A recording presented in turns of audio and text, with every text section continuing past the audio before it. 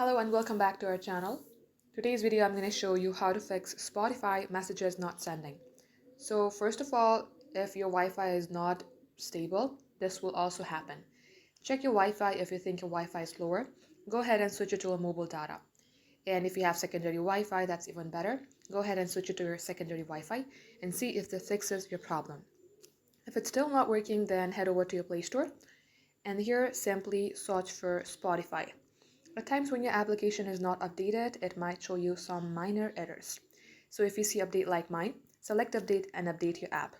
Lastly, long tap onto your Spotify, select the eye icon. Here go for storage and clear the cache.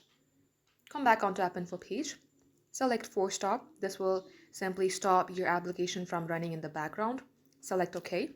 Now go ahead, restart your device, launch your Spotify, try again and it will work.